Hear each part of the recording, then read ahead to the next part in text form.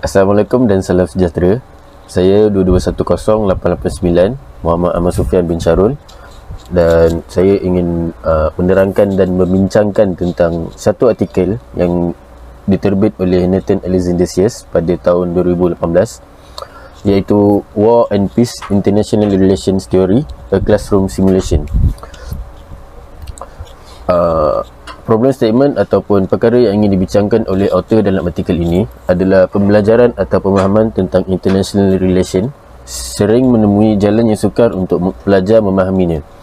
So untuk first point yang saya dapat ialah simulations is one of the effective way in international relation study. Author menekankan bahawa kesusasteraan pedagogi atau pedagogical literature yang diperoleh oleh author menegaskan bahawa bentuk simulasi harus bermula dengan pertimbangan pengajar tentang objektif pembelajaran tertentu, dan objektif pembelajaran ini selalunya didorong oleh teori. Untuk poin yang kedua daripada part saya ialah the decision to employ a simulation in IR courses does not necessarily require a high intensity operation. Pengajar biasanya dikekang oleh sumber yang terhad seperti masa, kelas dan wang yang mungkin melarang mereka daripada menjalankan model simulasi yang bersaiz besar ataupun bersaiz UN. Mereka juga menghadapi semakin banyak tanggungjawab seperti penyelidikan dan bimbingan pelajar, dan oleh itu mereka bentuk simulasi mungkin kelihatan seperti idea yang menarik tetapi tidak praktikal untuk dilaksanakan dalam kursus mereka. Sekian saja daripada saya. Untuk part yang seterusnya akan diterangkan atau dibentangkan oleh group mates. Hi there, my name is Muhammad Ismail, number matrix 2210 and 888. Allow me to continue what my colleague has left out, but first, I would like to remind you about our intent of this article. For starts, this article demonstrates how simulations design can be usefully based on theoretical concepts and or substantive problems that cause instructors hope to instill in their students. Second, it demonstrates that important learning objectives can be met with low intensity simulations that do not necessitate a large investment of time, energy and resources, means no large budget, and it is just simple way of research. I will start by explaining what part of the divided work, which is from page 226 until 229. This section describes how the simulation was used to teach the international relation IR theory of war and peace. First idea that I can get from this part of article is the themes which emphasize the structure of the international political system. However, the issue that I am going to brought in from this part of article is the survival of state. The state's main objective is to ensure its survival, whereby they means the state, or in the simulation, or the group of students that try to improve security through rational spending on armament. So states are not defeated in war by another state, means another group. Meanwhile, the theory that guides this part of statement lies under neorealism views, which explain in the anarchic international system.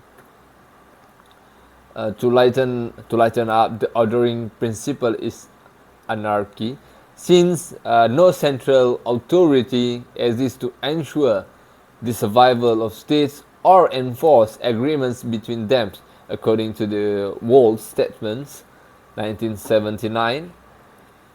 For instance, to clear up that statement, in the simulations, to be exact, states must take states must make independent decisions about their resource allocation and foreign policy, even though there might be any agreements or alliance that is reached through diplomacy.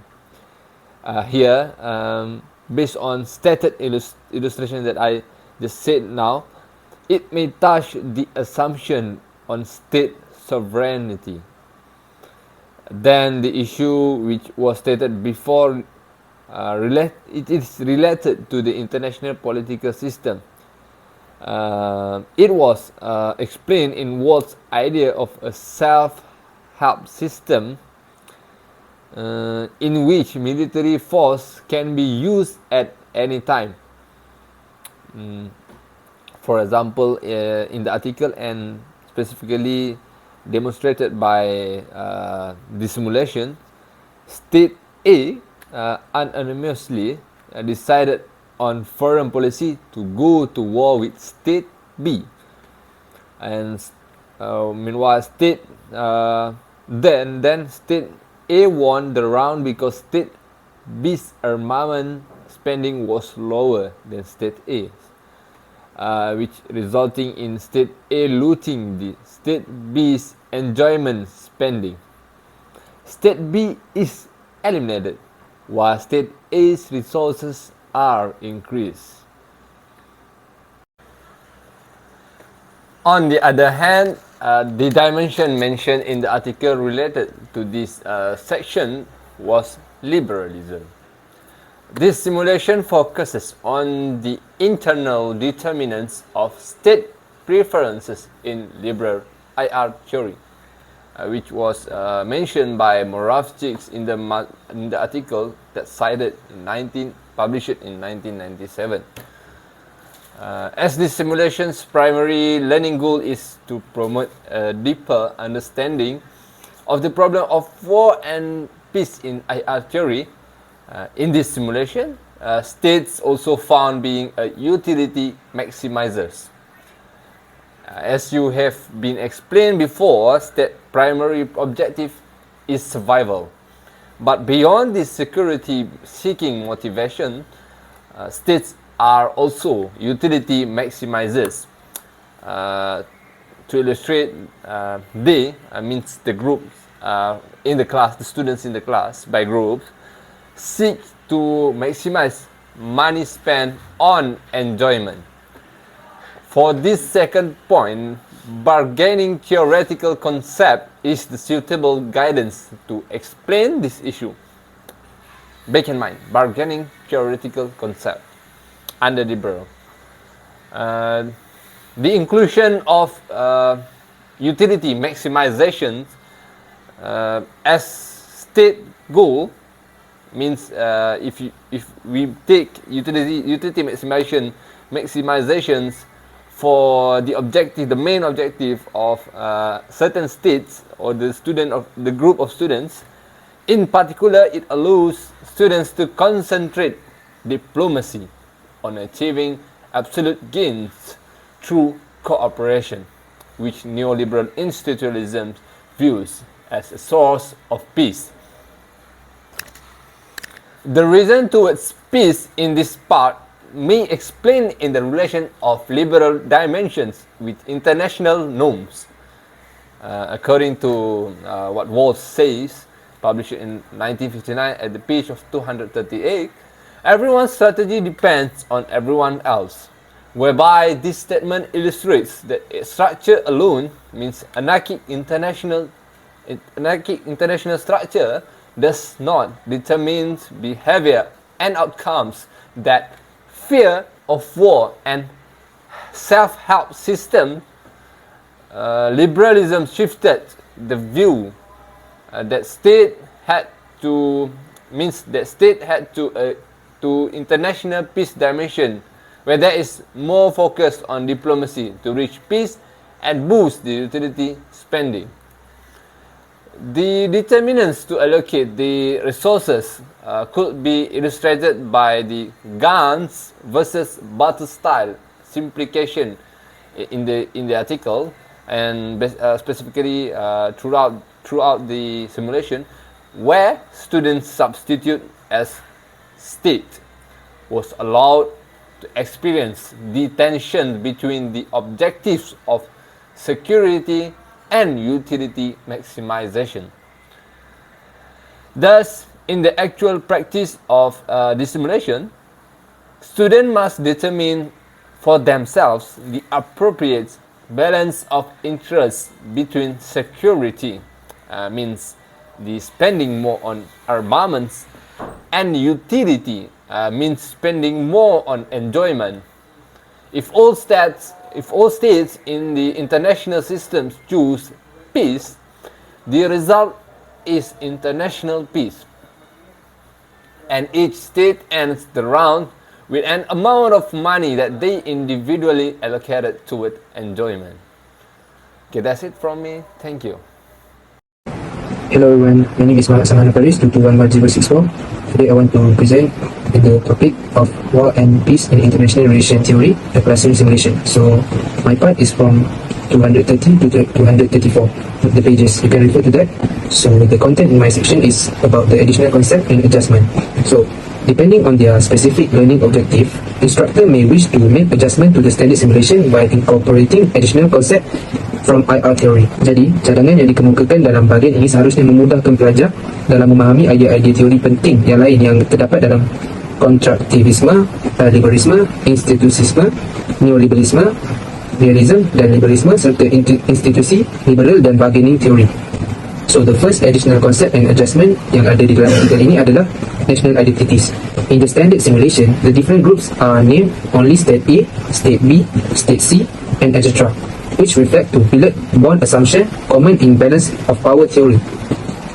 However, instructor may wish to use actual country names such as the United States for state A, the Soviet Union for state B, the People's Republic of China state C, Great Britain state D, and France state E. Perubahan ini tidak memerlukan pelarasan kepada peraturan simulasi dan membuka kemungkinan bahawa idea pelajar tentang identiti kebangsaan dan atau pengetahuan tentang proses bersejarah boleh mempengaruhi tingkah laku dan hasil dalam simulasi yang merupakan teras pada cabaran kontraktivisme terhadap realisme dalam teori IR. Poin seterusnya yang terdapat dalam section ini adalah democratic or authoritarian decision making. The standard simulation requires that states are unitary actors but does not prescribe specific procedure for how state makes decisions. The simulation can include democratic and authoritarian structure for internal decision making. Sebagai contoh, di negeri A, keputusan mengenai pengagihan sumber dan pengisytiharan peran mungkin tertakluk kepada undi majoriti seperti demokrasi. Tetapi di negeri B, pilihan sedemikian mungkin dibuat oleh seorang manakala pelajar lain dalam kumpulan itu bertindak sebagai penasihat saja. Cara setiap negeri memahami dan melaksanakan objektifnya secara strategik, iaitu keselamatan versus utility, mungkin dipengaruhi oleh perubahan ini pada rangka kerja institusi dalam membuat keputusan. Tiga pula adalah crisis decision making. So the simulation is generally played with relatively flexible time constraint for each round in order to fully allow students to experience element of diplomacy, which is where most of the active learning takes place. However, the instructor may consider introducing rigid time constraint in order to reflect the stress and strain of making foreign policy decisions in crisis situations. For example, student could be given a maximum of 2 minutes in one round to make a decision. This is in dalam keputusan dalam masa-masa krisis. The benefit of this adjustment is that it's relatively straightforward and instructor can choose to include time constraint in only single round, returning in subsequent round to normal diplomacy. Daripada simulasi ini, pelajar dapat merasakan bagaimana membuat keputusan dalam keadaan krisis dalam masa yang singkat. Jadi ianya berkait dengan konsep dalam IR, iaitu decision making. But this is in a crisis time where it has time, rigid time, time that has been set by lecturers for students to make the decision spontaneously. The methodology of this section is qualitative.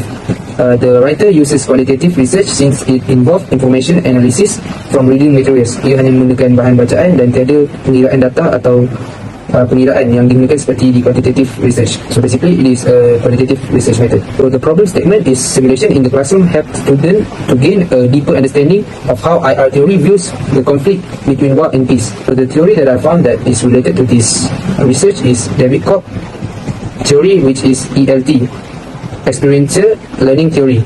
Koch published this model in 1984, getting his influence from other great theorists including John Dewey, Kurt Lewin, and John Paget. Experiential learning theory works in 4 stages: concrete learning, reflective observations, abstract conceptualizations, and active experimentation. Experiential learning theory serves as the endoskeleton of simulation-based education. Experiential learning theory adalah basis atau basic asas kepada pembelajaran yang berasaskan simulasi. Teori ini sangat sesuai untuk research ini yang boleh digunakan dalam study. How does the problem statement relates to the study?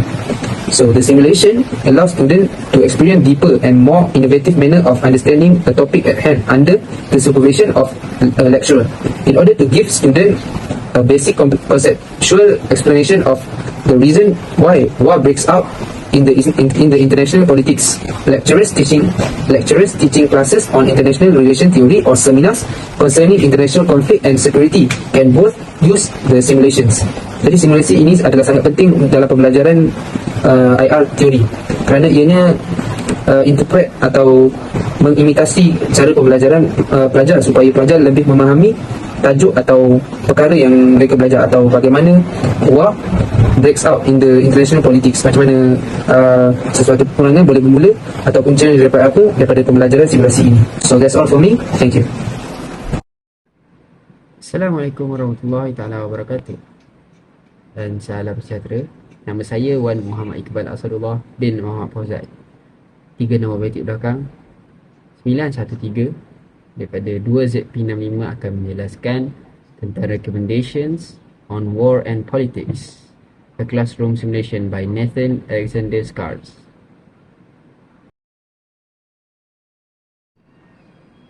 Pengkaji menggunakan cara metodologi kualitatif di mana tiada sebarang kajian yang menggunakan nombor dan ia lebih kepada teori dan kefahaman. Kalau mengikut pada problem statement adalah simulasi dalam classroom ini membantu pelajar untuk memahami cara teori-teori IR dibaca ataupun difahami, dan untuk menggunakan teori ini dalam menjelaskan atau menyelesaikan konflik dalam war and peace. First recommendation is using theories in international relations ataupun menggunakan teori dalam IR. Kunci untuk balancing the utility and simplicity of a simulation is the incorporation of theoretical concepts into its basic design.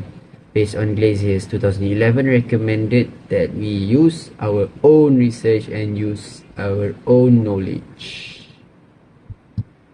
Okay, penulis menyatakan bahawa dalam IR ni banyak jenis-jenis teori dan juga banyak yang boleh diguna pakai dalam setiap isu. So setiap kali seseorang yang membuat research tentang apa-apa isu, mereka perlu meneliti semula apa yang akan digunakan oleh scholar ataupun how have IR scholars sought to explain this phenomenon theoretically using what theory. Okay, so dalam boleh kata dia menggunakan teori yang mana dalam menjelaskan sesebuah ataupun menyelesaikan sesebuah masalah ataupun isu lah. And then bila rekomendasi daripada Glacier dia menggunakan use your own research and use your own knowledge, boleh berkatakan macam jikalau kita seorang pengkaji, so macam mana kita nak menyelesaikan masalah ini, kita perlu menggunakan ilmu yang kita ada, dan juga kita boleh menggunakan melalui research kita sendiri. Bukan nak kata apa pandangan orang tu salah, tidak, tapi dengan cara kita membuat kajian sendiri, kita bertanya pada orang ini, bertanya kepada orang itu, dan kemudian kita pun menggunakan ilmu yang kita belajar daripada orang-orang, contohnya lecturer kita ataupun mungkin kita punya cikgu yang kita look up into. So these people will actually help you and guide you in solving the problems and in order to find the best class simulation for IR. Untuk poin yang kedua adalah using course reading ataupun base the simulation design on the course syllabus. Design the simulation around a few course tests. Di sini penerbit menyatakan bahawa salah satu caranya ialah menggunakan course readings ataupun lebih tepat lagi dia menggunakan macam base simulation ni, macam mencari apa yang ingin disampaikan, intipati sesebuah simulation tu, jenis simulation tu kan, base dia perlulah mengikut kepada course syllabus ataupun perlulah dia buat simulasi tu dibuat berdasarkan beberapa ayat-ayat yang core ataupun yang membuatkan menjadi isi penting sesebuah artikel ataupun simulasi. Dengan itu dapat membantu pelajar memahami lebih baik tentang war and peace through international theory.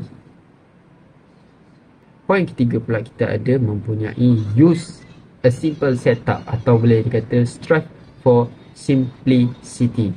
So di sini saya menggunakan juga teori yang disebut oleh penerbit di mana dia menggunakan Occam Razor, yang mana Occam Razor ni dia menggunakan idea untuk tidak mendapatkan perkara ataupun information yang tidak penting dan hanya fokus untuk menyelesaikan atau memahami dengan lebih cepat dengan cara mencari jalan yang lebih cepat lah, paling cepat sekali, dengan boleh kata dia men-simplify everything to understand everything faster and quicker.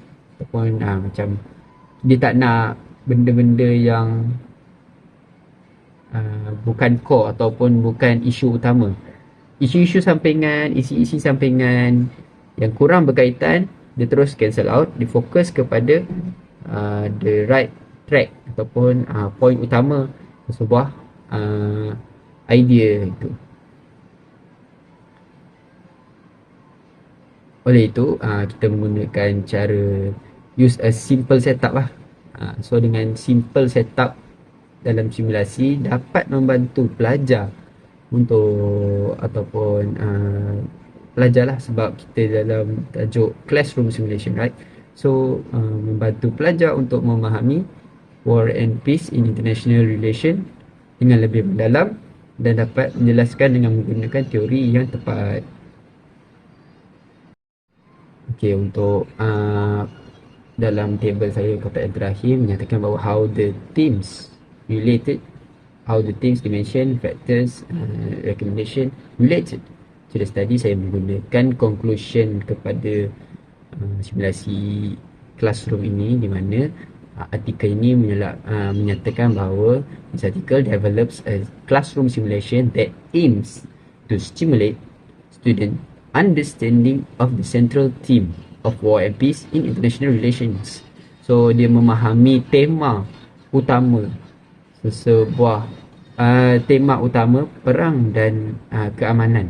So dengan memahami tema utama atau memahami boleh kata inti utama lah, intipati utama, core utama ataupun benda yang paling penting dalam tema war and peace, membantu student untuk stimulate cara untuk menyelesaikan ataupun cara untuk mencari jalan keluar. So it permits instructors to experiment with stimulation. It permits instructors to experiment with simulation, adjusting its basic structure to explore the effects on war and peace of different concepts found in IR theory. So di sini mengatakan bahawa ia memberi permit kepada instructor student untuk membuat eksperimen macam mana yang mana satu teori yang paling tepat sekali untuk menggunakan kepada sesebuah isu war ataupun peace. So sekian daripada saya saja. Assalamualaikum warahmatullahi wabarakatuh dan terima kasih.